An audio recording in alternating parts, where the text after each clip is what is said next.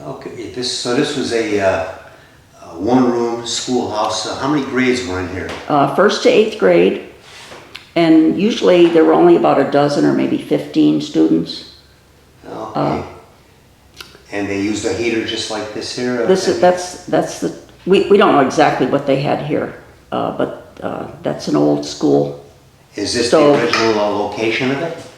Yes. Okay, so it was the Hoover School and it was located right here. And it was something like I forget when they started, 1842, something like that. I'd have to look outside. This is the original building from then, from 1842? I wouldn't know if it was the original one or not, but a lot of the schools were built exactly to the same pattern, because when we needed replacement boards for the school in the back, we went to a school that had fallen down, and the boards exactly fit in the, what do you call this? Oh, the roof trusses. Yeah, the roof in the back here. Pieces fit, so. And it had this is the original baseboard that was in here. We cleaned it all up. That blackboard was already in the school when we got it. It was. How old is that writing that's on the board? Is that there? That's people that come to visit. You can put your name on there. But it's actually black. It's painted boards. It's black boards. That's why they called it blackboard. It's not slate? No, it's boards. If you go up close, you can see there's 3 boards there. And the teacher used to send one or two of the boys. There was a spring house right up the road here, a little house with fresh spring water, and they would get water for the day, and they would have a dipper for the kids to drink. So the bathrooms were outside then, right? Bathrooms were outside, yes. And there was a school every 2 miles, at least every 2 miles, so that no child had to walk more than a mile to school. What grades were taught in this one? This was 1st to 8th. First aid, all together? Mm-hmm. They sat together, wow, neat. And in one of my books, I have a teacher's schedule, and she would spend like 10 minutes on 1st grade reading and then 10 minutes on 2nd grade reading, that sort of thing. She only could spend a few minutes. I can see where some of the chairs are a lot smaller for probably the 1st graders. Mm-hmm. And sometimes there would be no 3rd or 4th graders, and there'd be a couple of 5th graders, and it would be like that. There weren't that many here. Gave out a school souvenir. And that's a souvenir right there? This is not from this school. I had a couple, but people took them, which is fine. I can just reprint them, but that's how many students were in. Not a whole lot. No, this was. What year? This is Marshbrook School, 1918. And you can see that it's just a few families, because there's a Gameau and a Ridgeway here, and there's a Ridgeway here. There's a plumber, and there's a plumber here. Oh. There's another Gameau here, Gameau. So it would be maybe a half a dozen families, because it had to be within a mile, and they were all farms. Yeah. So that's how many were in the Marshbrook School in 1918. Yeah. I have a lot of these. I've got hundreds of these. Very interesting. I bought them online. Oh, he's filming. What am I looking at here? You're looking at a 300-year-old dugout canoe. You don't know who made it? But we had it. Core board. What's the lady's name? Lady from Cornell came down and core boarded it for us. There's a hole there, if you can see it, and a hole on top. So she drilled down this way to get a DNA sample, because she said the carbon in the air now it affects it. So that's the way she core boards it. This presentation is brought to you by the Clifford Township Historical Society, with financial support from Adams Cable Service and grants through the Bradford County Regional Arts Council, PA Council on the Arts, and the Lackawanna Heritage Valley, with artistic contributions by Frank Littlebear, Joseph Vinarchik, and Carol. Oh, you're saying you need more help down here then? A little bit? Provided by Phil McHugh. Let's talk about that, okay? I don't want to spend myself too thin, especially. All Indian artifacts that a lady that lives over here donated to us. Jeannie Katz is her name. These are mostly her grandmother's because her grandmother was a healer in her tribe, and she's working on getting us labels so that we can do a better job of explaining what these are. But between COVID and a couple other problems she's had, it's taken her a while. This case over here, and these are supposed to be famous Native American artists. Oh, where are dear fathers? They have gone to heaven shouting. We have it hanging on that wall so that people can't look at it and see it. Yeah. Display of written material that is constantly needing attention. But this is our recently acquired desk from Galusha Grove's home in Clifford.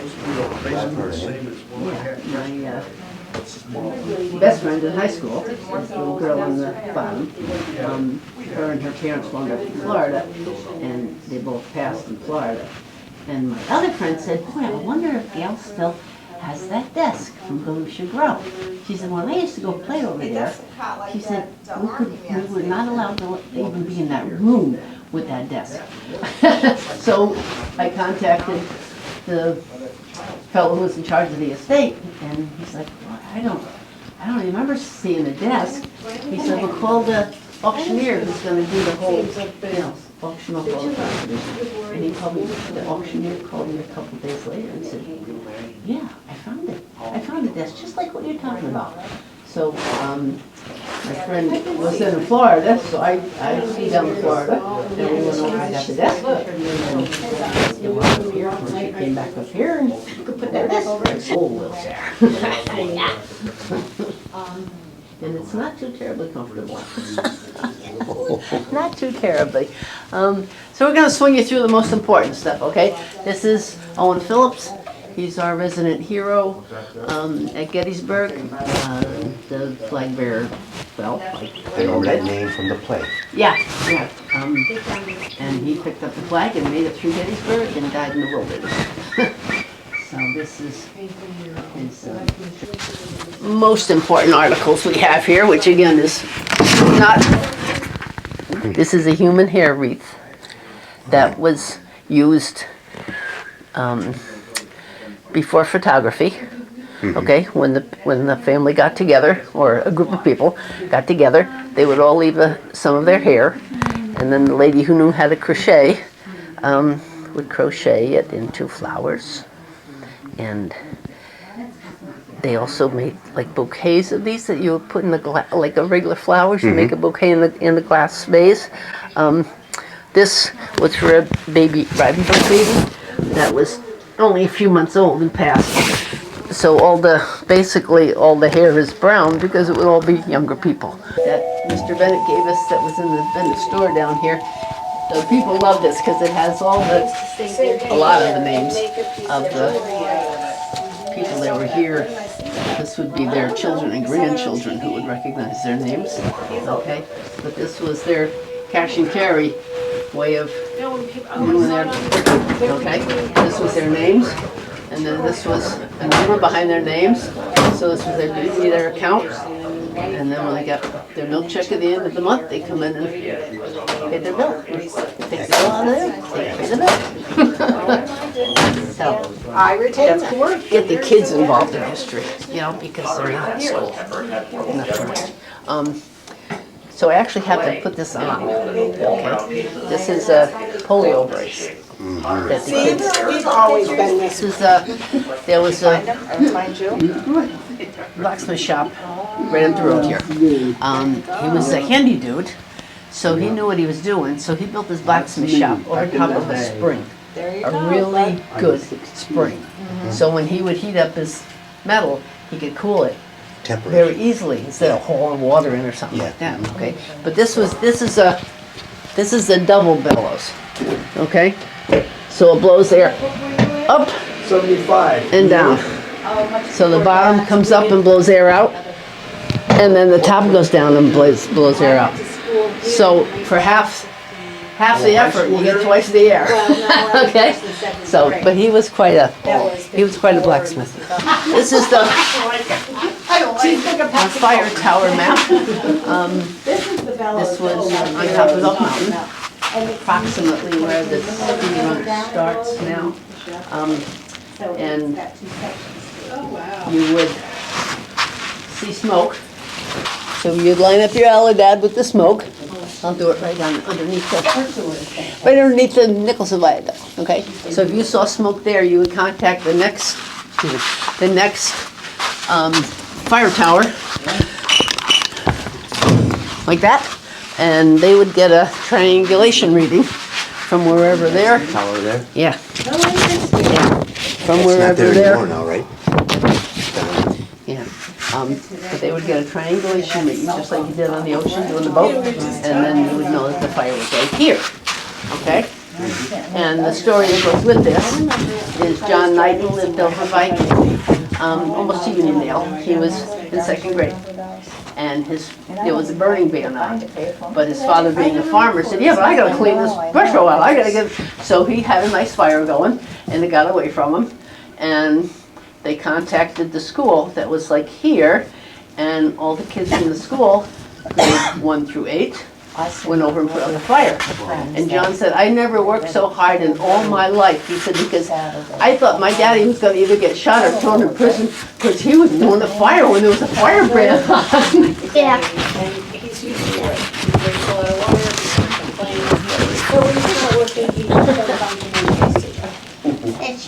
She's got her little book. This family farm, after Elk Mountain, and he worked for the railroad in Parson. Oh, there's the chair. A lot of farmers did.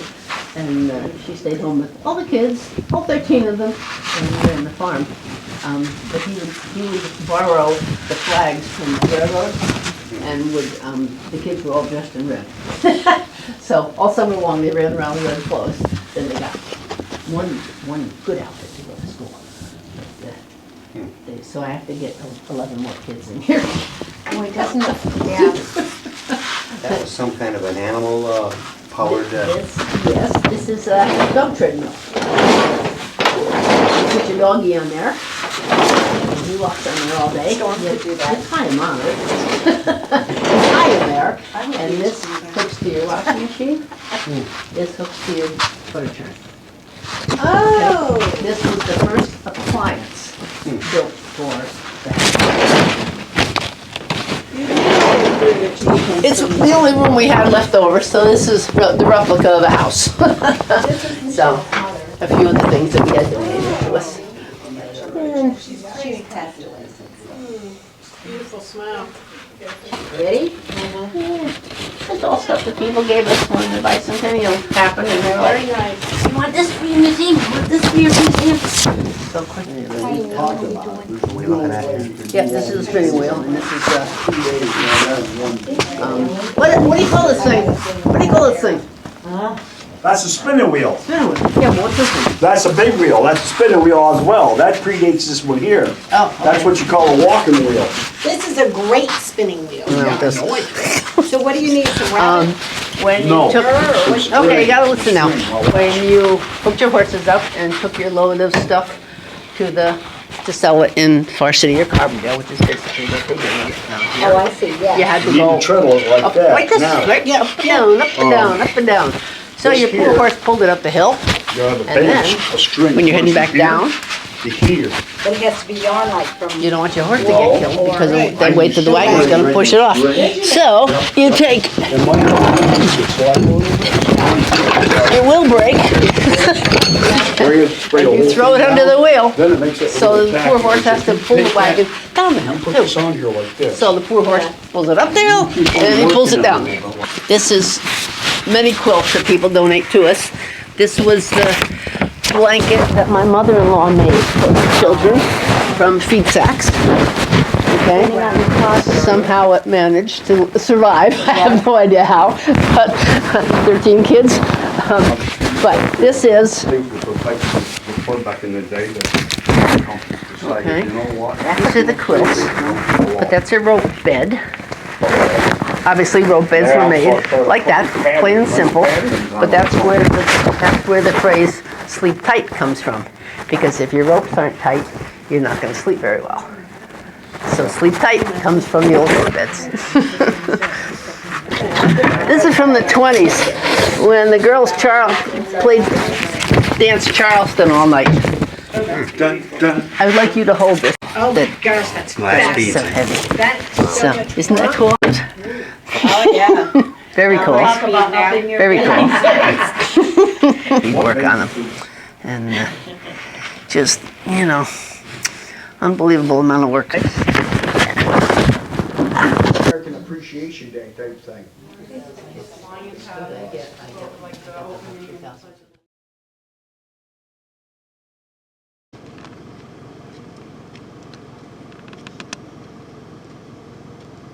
It's just the fun part of the garden, right here, okay? What's this place called? The Clifford Children's Garden, Okay. okay?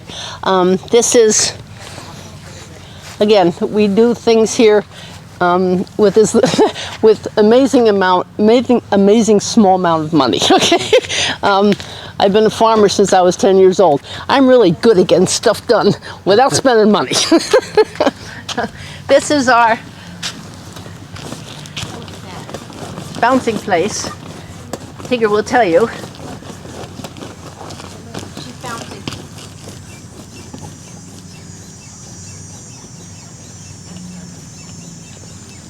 Okay? Your lymph system, your heart pumps your blood around, okay? Oh, it's like your shaky thing, Marcia. Your- Yes, I just your- got a vibrator pad Yeah, that we're yeah. using. Your lymph system is only moved by movement, okay? It's the only thing that circulates your lymph system is movement, okay? They say, oh, when you get old and you sit all the time, you're gonna, totally just go downhill. That's right. It's not because your muscles disintegrate. It's not because You're not that fluid. yeah, it's not because you're not eating right or whatever, or not sleeping enough. It's because your lymph system isn't moving, because you stop moving. So as long as you stay, and bouncing is the best way, because bouncing really gets the whole thing moving the way it's supposed to. Blackboards and the flowers. The Girl Scouts made those. Very cool. That one's smiling. Just because they're fun. This is the start of our prehistoric pathway, right here, okay? So we start with the dinosaurs, okay? And fossils and things that are found right here in this area, okay? And then the kids climb into the dinosaur egg and hatch out this whatever kind of dinosaur they want to be. So, boy, you'll get in the egg, all the way in the egg. All the way in the egg. All the way in the egg. Hang on. Bend like that anymore? All the way. Yes. We gotta go down further yet, honey. Okay, you're getting a video on this one. Okay. There you go.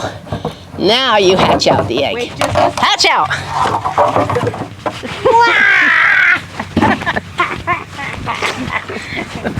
Look at her. There she comes. Hey! What kind of dinosaur are you? Dinosaur. I'm a Tyrannosaurus Rex. It's the only one everybody can remember it. They actually Formation of flagstone. After the glaciers went through, it kind of uncovered a lot of it, but most people don't realize, if they read the sign, they will, that if you do a chemical analysis of bluestone, it has the bacteria and the animals that were found at the equator. Okay, this was formed at the equator in a, I'm gonna call it a pool, okay, like a small lake. And when the continents bumped, that whole area was pushed up right here. Okay, at the time we had a mountain range on one side and the Appalachians on the other side. So this pool was trapped here. Okay, and as the silt from these two mountain ranges covered it, a lot of the men here that actually make their living cutting and digging flagstone don't know that. Because they never thought of it. They just thought, oh, here it is. But that's the reason why it's only in northeastern Pennsylvania. That's the only place you find it. Except a little place in England that also broke off from here when the continents bumped. There's a little place in England that has a little bit of flagstone. I think you're probably on the card too, right? There. No. No? Okay. Seems to love to dig, so. As long as they That keep, would be where my daughter would be. as long as they keep the stones here, they're perfect. The project that's just about done. This is the glacier that is supposed to be a replica of the glacier that formed the Archibald Castle. Okay. This glacier that was here went from Illinois up to Canada, out to the Atlantic Ocean, and it stopped in Archibald. That's an Archibald. Stopped in Archibald. That was this huge glacier. Right. Stopped in Archibald. And then when it started to melt, the melting came off the end of the glacier like a, like a waterfall, and made the Archibald Pond.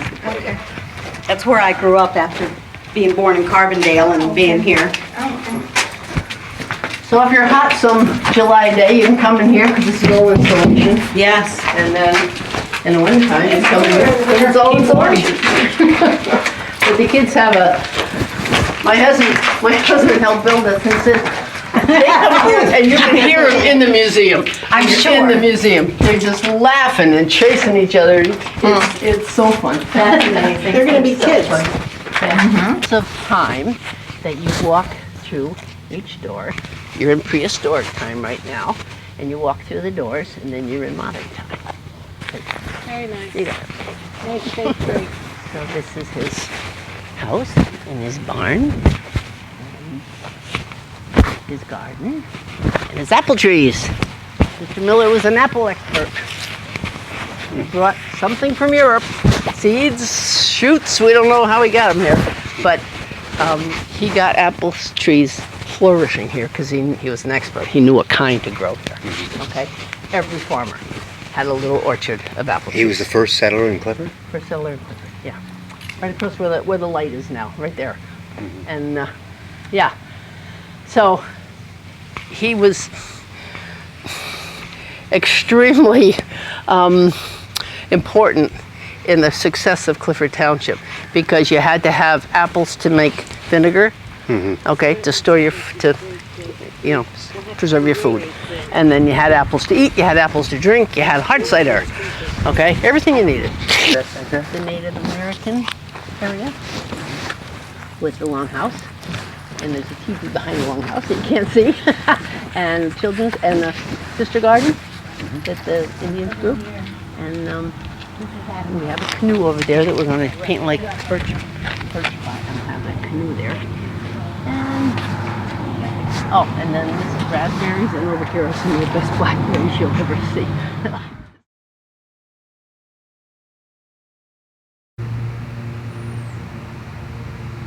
Let's begin out here with the Daughters of American Revolution. They put a plaque out here for Major Abraham Harding. He's the great-great-grandson of President Harding, Warren G. Harding. And he was a major in the Revolutionary War. He's buried on the hill up here, and I show you this first because I have pictures inside the church, but it's easier to do it while you're out here than to go back and forth. So he and maybe about 20 people are buried up on the hill, unmarked graves up here, okay? Oh, wow. Now, if you want to take a picture of the church, I don't know if the sun is right for you or not, but this part of the church, you see the steeple and the vestibule were added in 1881. Okay, and I have a model in the church to explain how it was done. But this is done in the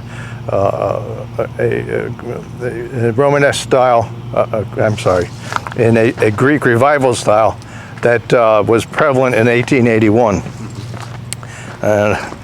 We can go inside now. The church is known, the original settlers of the Clifford area, all around Finch Hill, Clifford, and this general area, were the people who founded this church. It was actually started in 1802 as the first regular Baptist church in Clifford. we went to the Abington Association in 1817. We are the second oldest church in the Abington Association, which is the second oldest association, Baptist Association, in the United States. Okay, we can come on in. So the building is from the early 1800s? Yes, it actually was, the construction on the building itself was started in 1826. But I'll get into more detail on that. I guess you can edit that all with you.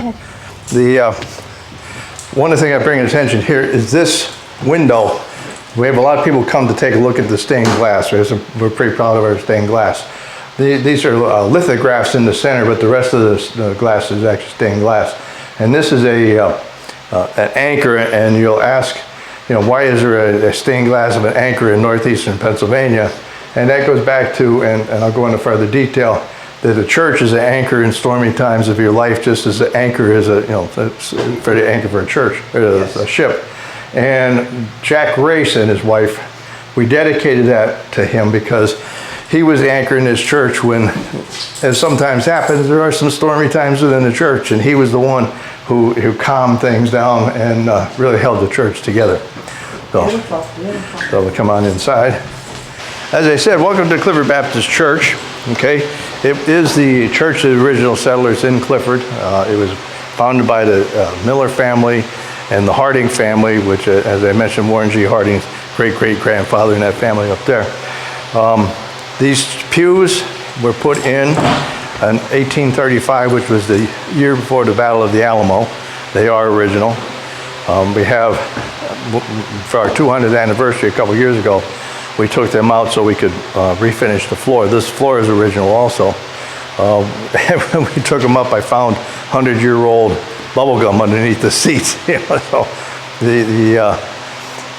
this church was, as I said, it was beginning to be built in 1826 with $19 in cash and the rest in maple syrup and labor. Okay. Going on with the pews over here on the left is the Amen corner, okay? And they call that the Amen corner because old guys like me would sit there, and when the minister would say something particularly outstanding, they'll jump up and be, Amen, brother. So that's how they do this. But again, this is all original to the church. This is the model of the church. The original part was this section right here, which we are standing in right now. Okay, just this section itself. You'll notice that it is very uniform. It has 6 windows, 3 on each side. They're square, the same height. There's 2 doors on each end, and there's the Roman arch. But it's typical of the early 1800s community building / church. It didn't have the pews originally. As I said, it was started in 1826, and it had no pews. It would hold about 400 people. The steeple and the vestibule and the study room, which is now the Sunday school room, were put on in 1881, which was the same year as the gunfight at the OK Corral. I try to put a little reference to time frames so people understand. We just throw out dates. They don't pay too much attention to it. Let me see. The original family, there were 3 families that settled here in the early 1800s, 1800, 1801, 1802. There was the Millers and Hardings, and I don't know if you're familiar with Clifford at all. A little bit, yeah. Okay. Well, down on 106 and Airport Road, the intersection where the blinking light is, down there? Okay. When we're facing in this direction, we're facing west, going across the creek there, which was Betsy's Brook. The name of that came from the 1700s when we were part of Northumberland County. Okay, so as you go across the creek there was the Harding House, Harding Barn, and the Miller Barn. What happened later in the 1830s, the Millers moved up the hill, up to Thorn Hill. So on the ridge, and they still have family up there right now. Also, we had a family, if you're familiar with Elkdale. Okay, if you take this road going out that you just came down, as if you're going to Elkdale, if you've been to the cider mill or that intersection, about halfway between the cider mill intersection and Elkdale, was another settler. So he settled there in 1799. So the Buckland family was in Dundaff. Now Dundaff actually was scheduled to be much larger, and in fact at one time it was a borough. But what happened was when Carbondale formed and the trains came in and the coal mines and stuff, then Dundaff lost its luster. But at one time there were like 3 tanneries, several sawmills, a glass plant. Yes, there was a lot of stuff in Dundaff, so you're familiar with that. And that went down. Actually, my ancestors on my mother's side ran the stage. The Ayers family ran the stage up there. So there's a story also about that we had in the area, a lot of wolves and Indians, the Iroquois Indians. And there was up where the golf course is on the way to Forest City, there was a kid that was about 4 years old. He and his sisters were out picking blueberries one day, and that actually is right here. The spot at that point is right here. It's identified.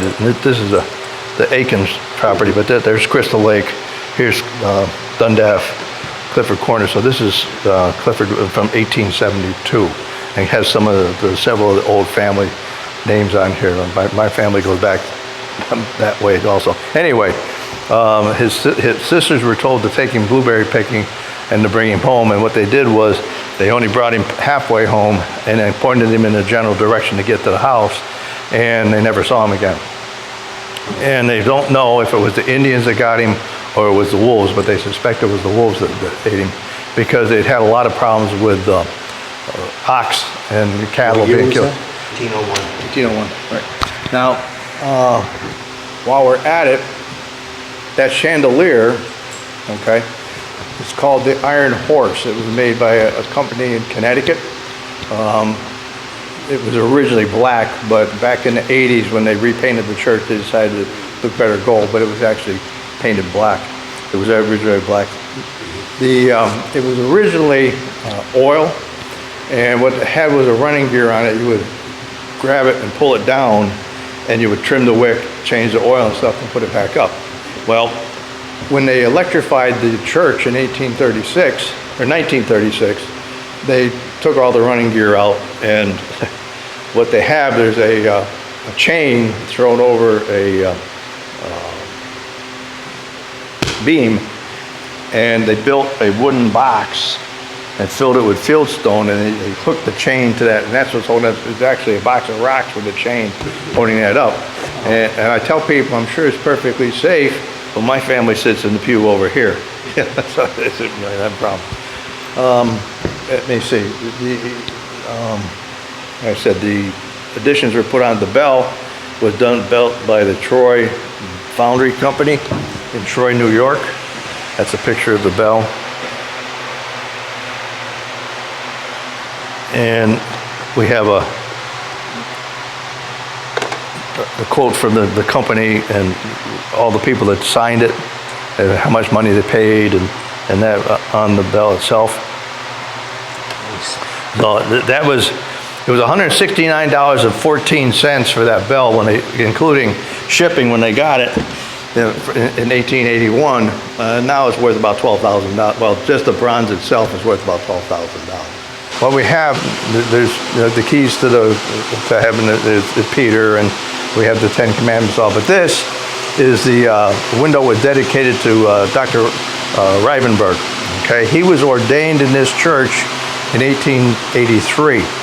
He was then sent to India as a missionary from this church and the association. Now, the lithograph here of the Narcissus is the reason it was given to him. If you remember the Greek mythology with Narcissus, where he looked in the water, he thought it was so beautiful, he died of thirst because he just couldn't stop looking at it. So it's a being very, self-centered. But in the Christian world, the Narcissus is considered for selflessness. Okay, so that's why he was put on there. So in 1883, he was sent to India. Now, what we have here. Let me set this down. We have some pictures of what it looked like. This is a picture of the church now that was established by him. And again, they've got over 3,000 baptized members. This was a couple of years ago, so they continue to grow. Okay. This is a picture of his wife. His wife Patty died in India, and she's buried there. This is a picture of they remanufactured their home because during the Second World War the Japanese destroyed it, so they built a new one. This was the original church that they built, and they rebuilt that. And this is a picture from Nagaland that they sent to us, saying that they're right. And this was on the anniversary 2 years ago of their 175th anniversary. They had a potluck dinner.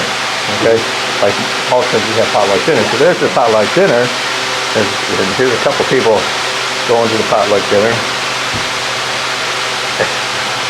And there's the rest of them going to the potluck dinner. So it was a big deal. The whole town. Practically, yeah. And they sent us some pictures of the choir. And this is the adult choir. This is the kids choir.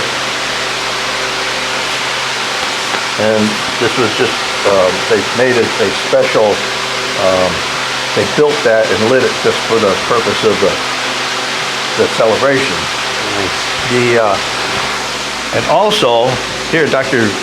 Liu Minyu, okay, he's the great-grandson of the first convert of Dr. Rivenberg. So he came here, okay, in June of 2022, and he actually preached behind the pulpit, the same pulpit that Dr. Rivenberg preached behind back in the late 1800s, early 1900s, and he rang the bell, and but also he brought with him as a thank you to the Clifford Baptist Church. This is normally when you think of the missionaries and you go to India, they're thinking about Hindus or Muslims or whatever. These were actually cannibals and headhunters. And so they brought a spear from Nagaland and they gave it to us as a presentation and thanks that for him coming, and they're very grateful to it. And as I say, it just shows what a little church in Clifford can do. We got thousands and thousands of people through our missionary work. So we're pretty proud of that. One of the things I talk about is that the people in the church were very religious, but they weren't too smart because they dug the basement after the church was done, after the church was built. And I don't know if you know what one of these is. Let me find the picture. Close. What is it? What they did was, Is that like a cement, like a... no, what they did was, actually, my great-grandfather was one of the ones who did that. As I said, this building is on an outcropping, and there's a lot of stone, but there's some dirt on it. But the basement, we do use the basement for dinners and stuff, so it's reusable. But what they did is the doorway that goes down to the basement, two of them on this side of the church. What they would do, this was used, they would back down the slope, with that thing. They would dig it into the ground, and this piece right here, this little bar is on a pivot. And what they would do is they would have a rope and would hook to a horse. So it was an excavator.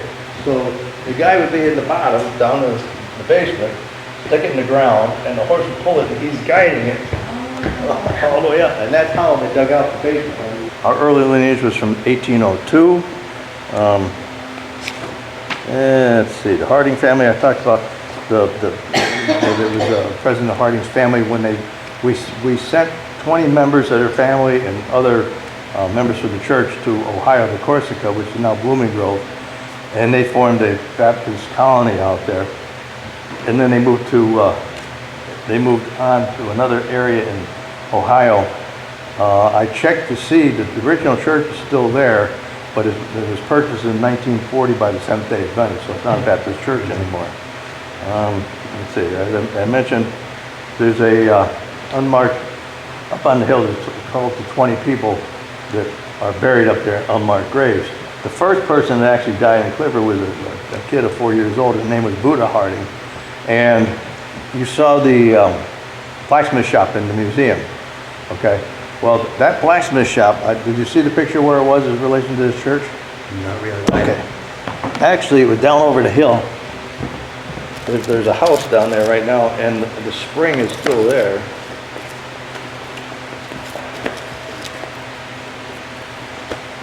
It's right here.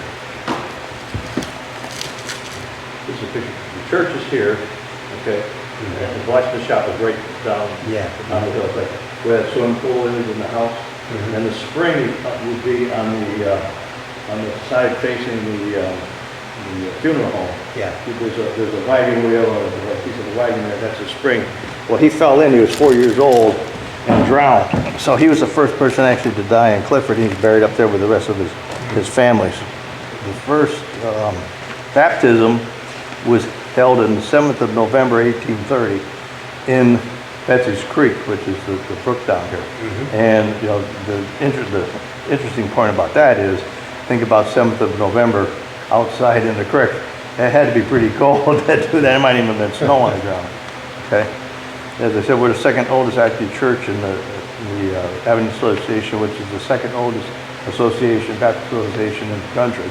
So we are actually, of churches that are still active in the state, we're number 19. Okay, there were some others that were formed like in Philadelphia in the 1700s, but you know, many of them are closed. So the windows are dedicated to several different people. Ira Weatherby on the left-hand side was a deacon and a trustee of the church. On the E.E. Finn, the picture beneath the cross, his picture is on the wall. You can go over and take a look at his picture on the window. He ran one of the hotels in Clifford, and he was a deacon of the church. Slocum, who is on the one with the lily, he was a tinsmith up in Elkdale, which is also known as Finneytown, and had several, East Clifford and the town and several other, the city, several other names.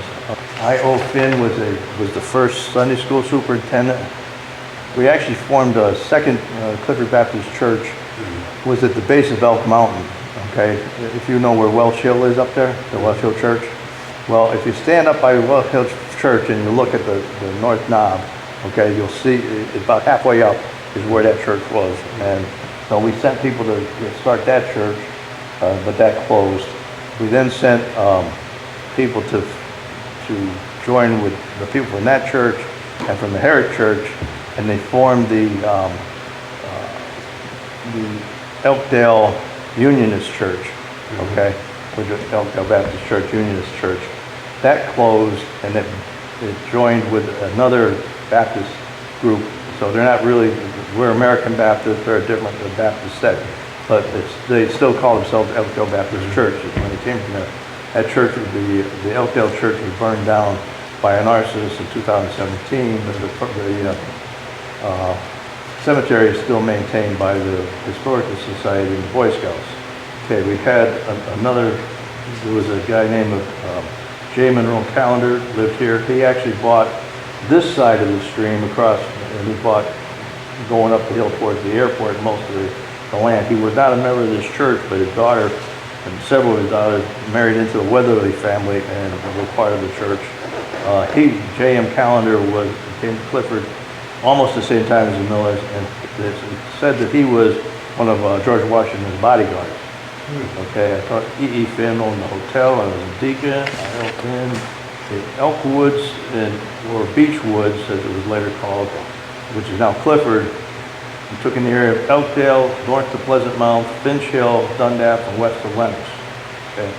The name change from Elkwoods to Beechwoods was made before 1810 by hunters because at the time along the creek, along Betsy Brook here, which is the Clifford Creek and starts out in Newton Lake, it was called Betsy Brook, from when we were in Luzerne County, had a lot of beech trees for several years, and they had a lot of pigeons came in, so they would come here for pigeon hunting.